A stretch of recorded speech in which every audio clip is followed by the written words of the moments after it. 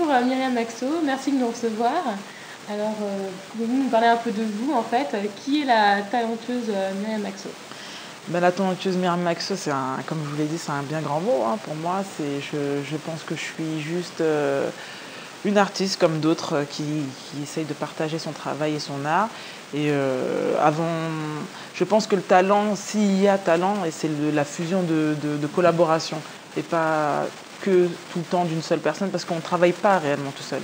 On est avec des gens qui nous soutiennent aussi, et je pense que c'est aussi important de le signaler. Et voilà. Donc voilà, moi, Myriam Maxo, c'est moi, mon équipe avec qui je travaille, et mon ami Stéphane Lebras qui est justement venu me voir là et me soutenir dans cette vidéo. Donc voilà, c'est des gens qui m'ont soutenu aujourd'hui et sans qui j'aurais pas été capable de montrer mon univers artistique. Et ça, c'est vraiment important pour moi de le souligner aujourd'hui. Comme vous, aujourd'hui aussi, qui êtes venu aussi pour me faire un petit documentaire sur mon parcours. Ben aujourd'hui, si on s'intéresse à mon travail aussi, c'est parce que j'ai eu des collaborations positives qui m'ont poussé vers l'avant et qui m'ont permis de partager pour un public assez large grâce à ces collaborations. Donc voilà qui je suis, je crois. Je pourrais dire. Ok, et dites-moi un peu l'univers d'un créateur, d'un designer, c'est pluriel souvent, et comment ça se conjugue dans la vie, dans votre vie de créatrice et votre vie personnelle également. Donc oui, c'est pluriel, c'est sûr, on a beaucoup de choses à maîtriser, je dirais, à maîtriser quand on est artiste. Le temps, c'est vraiment quelque chose qui file, c'est sûr. Hein. Quand j'ai commencé, j'avais 22, déjà mes études, j'avais 22 ans quand j'ai commencé mon DUG en intérieur design. Aujourd'hui, j'en ai 32 ans, donc effectivement, il y a 10 ans qui sont passés. Et j'ai pas du tout l'impression que ça fait il y a 10 ans qui sont passés, quoi. Mais bon, voilà, l'essentiel, aujourd'hui, c'est vraiment d'avoir un regard du public, une satisfaction quand on achète mes produits. Et voilà, c'est ce qui compte pour moi aujourd'hui. Vous avez mûri au fur et à mesure des années, vous êtes affirmé dans votre art. Tout à fait.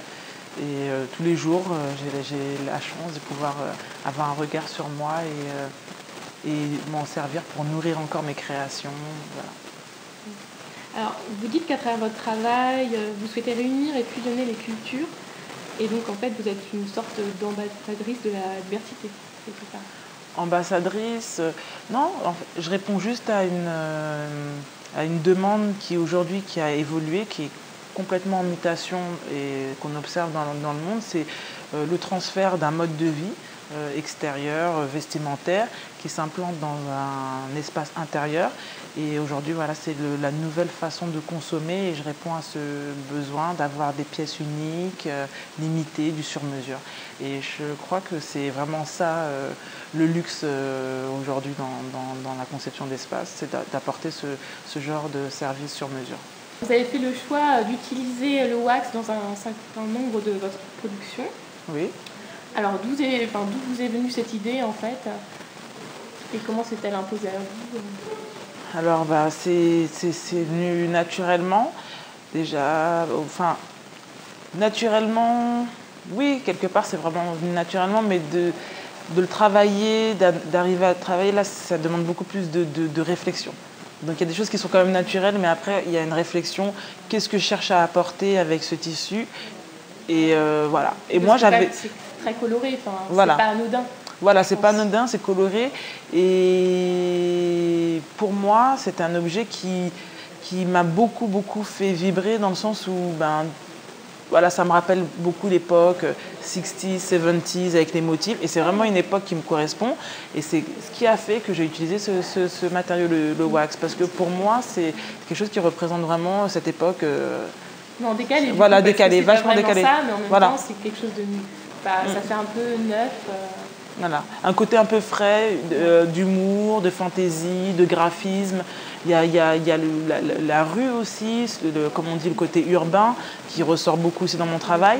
Donc c'est ça qui me touche énormément dans le wax, c'est la façon dont on peut interpréter les motifs, le tissu, voilà, et toujours donner un côté décalé dans un espace où on développe quelque chose de beaucoup plus contemporain, arriver avec une pièce comme ça qui est remplie de couleurs, et ben ça c'est quelque chose qui me stimule énormément d'arriver, de casser l'ordre logique des choses, on dira. Pour beaucoup, mais pour moi c'est quelque chose que je fais naturellement. D'accord. Et donc comment vous procédez pour choisir, parce qu'il y a énormément de différents motifs.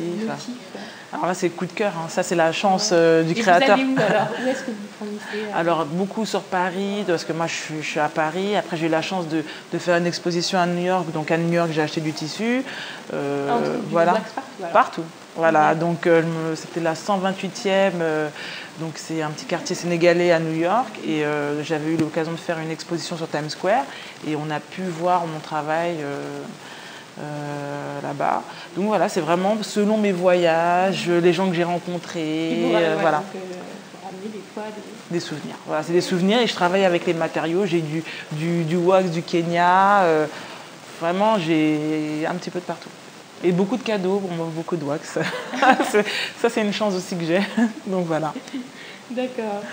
Et donc, par contre, c'est assez osé comme choix. Et comment les professionnels reçoivent vos travaux produits. Alors là, aujourd'hui, pour l'instant, je ne me positionne pas trop à savoir ce que d'autres réellement pensent de mon travail. Ma vraie satisfaction, elle est plus dans que les gens me donnent quand je vends mon travail. Donc aujourd'hui, je ne suis pas dans une démarche de masse production. Je suis vraiment dans quelque chose de beaucoup plus qualitatif, quelque chose de sur mesure, d'unique, comme je vous l'ai dit. Donc le plus important pour moi, c'est de parler aux gens avec mon travail sans essayer de m'aligner sur une consommation qui est déjà assez massive. Voilà, moi, je fais vraiment que des pièces uniques. On ne retrouve jamais 2 fois la même pièce. Voilà, parce que c'est déjà un tissu qui, par sa coupe, le fait de le couper, on ne peut jamais repositionner une pièce du même côté. Donc, on n'a aucune possibilité de retrouver le même produit 2 fois. Voilà, donc ça c'est un vrai plaisir. Et c'est aussi la difficulté de ce tissu, c'est quand même de proposer à des gens des produits qui sont vraiment sur mesure. Et la plupart du temps, j'ai souvent des « Ah oui, je voudrais celui-ci. Ah, c'est trop tard, c'est fini. Si je retrouve, je peux refaire le même modèle, mais il ne sera jamais découpé de la même manière. Les positionnements des pièces ne seront jamais les mêmes. » Donc voilà. Voilà. Et donc certains, du coup, qualifient vos créations d'ethniques chic. Vous êtes d'accord ? Ethnique chic, le côté chic, oui, je suis d'accord. Dans le sens où ça se rapproche, comme je l'ai dit, du sur-mesure, donc du luxe. Donc oui, pour sûr, c'est chic. Alors, et là, tout le monde craque pour vos doudous.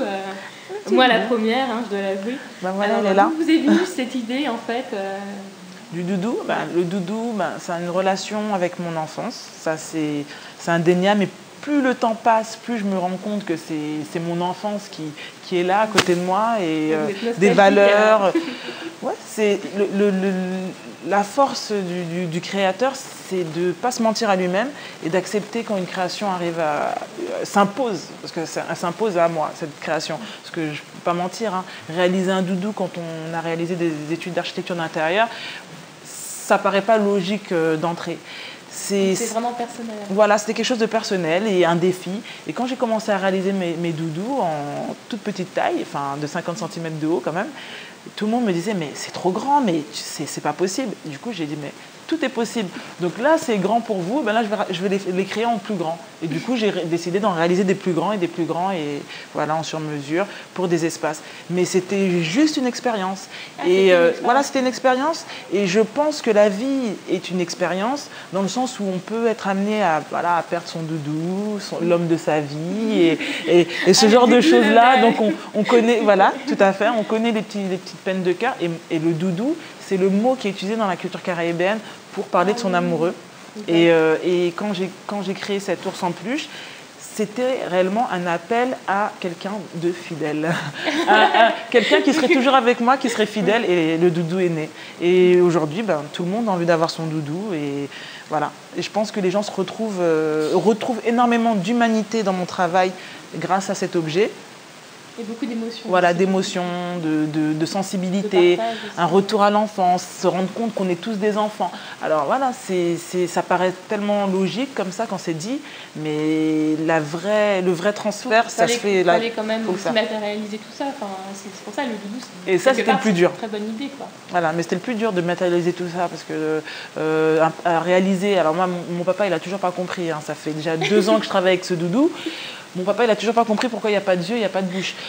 Bon, donc voilà, je lui explique que c'est ma vision des choses et la vision des autres. C'est-à-dire que mon doudou, je le fais pour servir et aider d'autres personnes à partager et à percevoir des choses artistiques qui sont propres à eux-mêmes. Et le doudou, ben voilà, quand on l'a dans ses mains, on le regarde, on l'observe, on a presque l'impression de voir des yeux, de le voir nous sourire. Et tout ça, c'est dans l'imaginaire. Et voilà ce que je voulais offrir aux gens. Voilà. Et donc, vous fabriquez toutes vos créations, vous l'avez dit, sur mesure, à la main, mais ça va vous prendre un temps fou. Combien d'heures, par exemple, pour faire un doudou ? Bah voilà, alors là, c'est justement la question de tout ce qui est réalisation. Alors, un projet de réalisation, comme je l'ai dit, ça fait 2 ans. Donc aujourd'hui, on peut réaliser et se dire, elle peut travailler sur 3, 4 heures, mettre des heures sur un travail, alors qu'en réalité, c'était 2 ans de courses effrénées pour arriver aujourd'hui à exposer mon travail comme je l'ai fait dans la Dorothy's Gallery. C'est un effort de 2 ans. Je peux plus dissocier les étapes de ce travail-là parce que pour tous les efforts que j'ai mis dedans, ce serait, je trouve, démesuré de dire que ça prend 2 heures. Ce serait mentir aux gens que non, ça prend pas 2 heures, ça prend 2 ans et peut-être même toute une vie parce que l'art, c'est quelque chose qui jaillit à chaque fois au cours de son parcours, mais en réalité qui a toujours été à l'intérieur de soi. Ça, c'est la surprise que je trouve dans mon travail tout le temps. Voilà. Et donc vous n'avez pas, sans aucune commande, par contre, vous pouvez vous dire dans une semaine... C'est pas dans 2 ans, non. Non. Pour toute commande, il faut compter 3 jours à 1 semaine, ça dépend. Voilà, ça dépend. Si j'ai déjà le tissu en stock... Aussi, voilà, parce que comment ça se passe après? On vient vous voir, vous proposez des tissus, vous nous amenez quelque part, on choisit le tissu avec vous Non, d'habitude, alors moi, je vois l'espace. C'est le plus important, de parler avec la personne qui est intéressée par mes produits. Et dès que j'ai parlé avec une personne, je sais de quoi elle a besoin. C'est vraiment quelque part une thérapie. Alors maintenant, je me considère pas docteur, mais je pense que j'ai des choses à partager avec les gens et avec le public. Et ceux qui aiment mon travail en tout cas. Et dans cette démarche-là, je pense qu'il faut parler avec la personne qui achète pour comprendre ce dont elle a besoin et du coup offrir un produit qui lui ressemble. Et je crois que c'est vraiment là que ça fonctionne. Ou sinon, il y a le coup de cœur. Donc dès qu'on voit ma pièce, voilà, on a le coup de cœur. Les deux sont possibles. Voilà. Donc Myriam Maxo, on le voit, vous êtes super dynamique. D'après ce que j'ai compris, vous n'avez pas le temps de vous ennuyer. Non, ça va. Vous avez aussi de l'humour, hein, parce que appeler vos coussins tête au carré, c'est comme assez drôle. D'où vous est venue l'idée. Tête au carré, c'était, pour moi, c'est une expression française qui me fascine, la tête au carré. C'est quelque chose, voilà, qui me fascine. Voilà, je peux pas l'expliquer. Voilà, et le coussin est venu. L'idée du coussin tête au carré pour moi c'était une logique parce que voilà, le jour où tu es fatigué, tu as mal à la tête, tu as un chagrin d'amour, tu as la tête au carré, et la première chose que tu fais, c'est que tu mets ta tête sur un coussin. Donc voilà comment l'idée m'est venue et puis depuis je restais avec cette idée-là. D'accord. Voilà. Alors, vous avez aussi un très grand relationnel avec le monde de la musique, notamment dans la conception des décors. Est-ce pour le fait aussi d'être sur scène? Alors, mon travail se retrouve souvent sur scène ou dans des vidéos. Quel type de vidéos? Alors, des vidéos. Là, justement, dernièrement, j'ai eu la chance de participer au clip des Nubians, donc un groupe français qui vit aujourd'hui aux États-Unis. Donc voilà, je suis intervenue sur un décor. Voyage. Voilà, voyage. Avec vous alors, parce que vous voyagez beaucoup aussi. Voilà, beaucoup. Donc j'ai cette chance de pouvoir voyager, d'emmener mon travail, comme je l'ai dit, aux États-Unis où il a été très très très bien accueilli. Et en France, aujourd'hui, on est dans cette galerie où j'ai eu la chance d'exposer. Voilà. D'accord. Et aussi, j'ai vu sur votre site que vous proposez un coaching déco, du home staging. Oui. Alors, vous êtes un peu une nouvelle Valérie Damido revue et corrigée.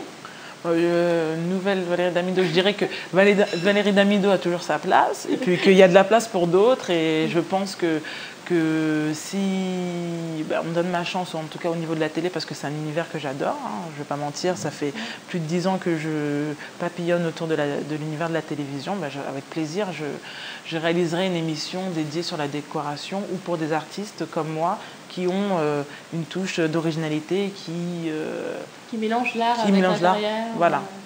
Toutes les différents styles d'expression artistique. Parce que l'expression, c'est le reflet d'une société. Et l'art, c'est ce que ça reflète. Donc voilà, je suis prête à diriger une émission. Ça m'a fait. Vous êtes en piste et le monde commence sérieusement à s'intéresser à votre travail. Donc c'est quoi le demain et l'après-demain de Myriam Maxo? Déjà demain, alors on va commencer par demain, j'aimerais, j'ai le projet qui est en développement déjà puisque je suis déjà dans la phase de création, donc de découpe d'une sculpture qui va être réalisée sur la ville de Sarcelles, donc totalement en wax, donc avec un accès au public. Donc voilà, c'est le projet que j'ai très prochainement. Donc l'inauguration se fera en septembre 2013. Voilà, donc dans la ville de Sarcelles. Donc ça arrive très très très vite. Donc là, c'est ma première commande d'une sculpture en ville. Et une sculpture, voilà. Vous pouvez nous en dire un peu plus sur la forme? Alors, cette sculpture, elle s'appellera Totem. Donc c'est quelque chose d'assez spirituel dans le sens où j'ai décidé de développer quelque chose entre ciel et terre à travers l'utilisation de mes tissus wax, afin de véhiculer une émotion pour un large public. Hein. Vraiment, tout le monde pourra y avoir accès. Et voilà. Donc cette sculpture s'appelle Totem, comme je l'ai dit, et j'espère que vous serez nombreux à venir voir. Voilà. Je pense que je suis la première sculpture en France en wax. Donc voilà, donc c'est quand même pas mal. Voilà, c'est un vrai événement. J'ai eu la chance d'intervenir beaucoup plus rapidement il y a quelques années sur une sculpture, ce qui s'appelle du land art. Donc intervenir déjà sur une base qui existait. Donc là, c'est ma deuxième intervention, donc 2 ans plus tard. Et là, en mon nom, donc qui sera réalisée. Voilà. Et c'est pour célébrer quelque chose? Non, c'est une commande c'est une commande de la ville, bien évidemment soutenue par des associations.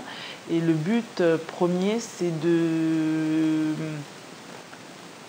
permettre dans une grande réorganisation urbaine de permettre aux gens d'avoir des objets artistiques en banlieue. Et voilà, je dirais plutôt ça. Voilà, donc c'est la démarche qu'ils ont eue. Voilà. Et c'est un projet artistique qui s'appelle Métamorphose, ça j'ai oublié de le dire, donc Métamorphose. Et dans cette œuvre Métamorphose, le cube a été un objet imposé aux artistes qui sont intervenus sur la ville. Donc il y a d'autres artistes qui interviennent aussi. Et voilà, donc j'ai été sollicitée pour réaliser une sculpture à base de cubes. Donc il y aura exactement 12 cubes sur une sculpture de 2,50 m. Voilà. Voilà. Et à l'avenir alors? Surprise. Voilà. Et à l'avenir, encore plein d'autres choses.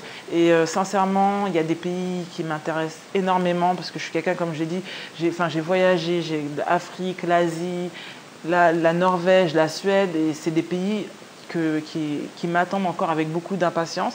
Et oui, la Suède, j'arrive bientôt. Vraiment, j'espère très rapidement faire et vendre mes pièces sur la Suède, la Norvège, et voilà, les pays scandinaves, Berlin, partout. Voilà, être international, et ce serait vraiment le summum. Voilà. D'accord. Donc, est-ce que je dois dire mon mot de la fin? Oui, allez. Donc, mon petit mot de la fin. Je laisse conclure. Voilà. Mon petit mot de la fin, c'est que d'être unique et de casser les codes qui sont toujours établis, c'est quelque chose qui est important dans mon travail, qui représente ce que je fais. Donc en anglais, ça donne plus du style « Be unique, break the rule ». Donc à bon entendeur.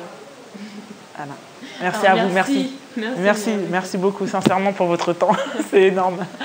Ça me fait très plaisir. Merci Arte Média.